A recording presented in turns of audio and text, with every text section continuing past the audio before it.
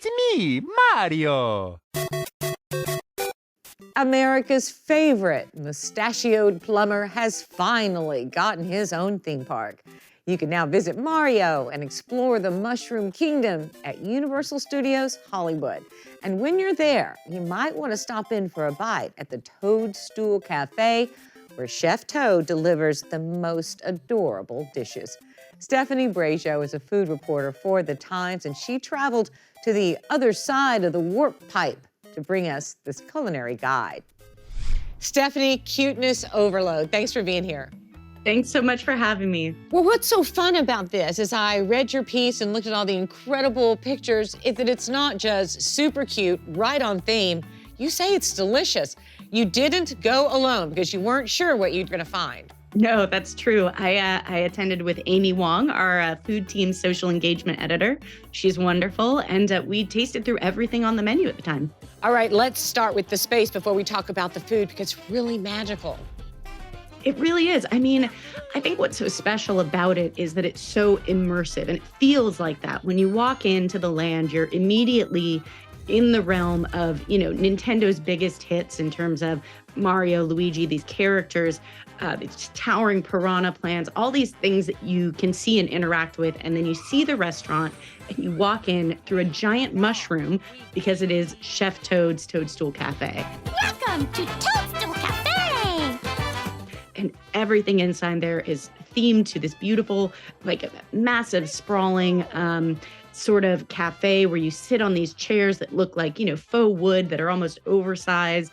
There's a giant dome-shaped ceiling with the characters. There are warp pipes coming down from the ceiling.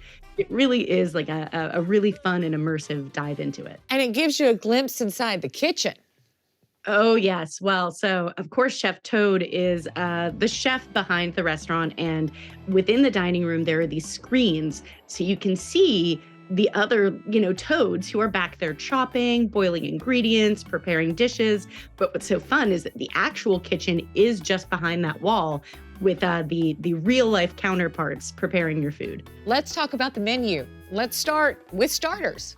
Absolutely. So we tasted through everything, and the starters, we really loved the piranha plant caprese. And of course, the piranha plant, if you've ever played, is the sort of red and white chomping plant that comes out of the warp pipes and, can bite you.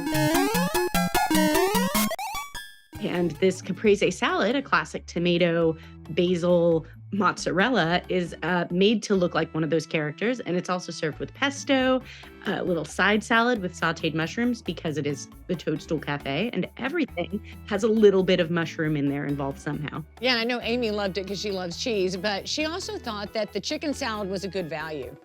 Yeah, and I think that that's one of the things that we were most surprised by is that the portion sizes are quite large, and they range, most of the entrees are around $15 or so, aside from the best entree, which I think was the braised short rib, which is a little bit more. It's a little more high end, but I think it was worth it. You have to describe what we're looking at when we look at this braised short rib. This is not your normal theme park fare. No, this one is sort of heads and shoulders above the rest, I think. And it is braised short rib. They braise it for 4 hours back there. They serve it over this really rich, creamy goat cheese polenta. And then that's served over a red wine reduction sauce with little dollops of creme fraiche, because the red sauce and the white creme fraiche are made to look, of course, like Chef Toad, whose head is red and white. You look at the burger, which is delicious, apparently, and the chicken sandwich, which is, they call it a Luigi burger, but it's a chicken sandwich. But they even use edible ink printer to give us the mustaches. Absolutely. So they have these edible ink printers back there. So each burger or sandwich has either the Mario or the Luigi mustache, and they come with a little plastic hat for each character stuck through, but they use the edible ink printers also for the cookies. So you'll see them in the desserts. You'll see it on the crown on Princess Peach's cupcake. So they really go all out with how themed and how aesthetically exciting these are and how they're tied to the characters. All right, well, let's talk about that cupcake and how tall it is. Massive. I mean, basically the size of my head. It's multiple tiers of frosting. It's a funfetti cupcake, of course, for Princess Peach. It's sparkly. It's got a shimmer to it. It's really fun. It's definitely big enough to share. And that cool tiramisu cube? Yeah, so that looks like one of those power-up blocks. If you play the games, you jump into them, and usually like maybe a mushroom will pop out. But here they fill it with sort of a tiramisu cream. Yeah, and like the Mount Beanpole cake and everything you tasted, it is the theme of the game, of the space, right on your plate.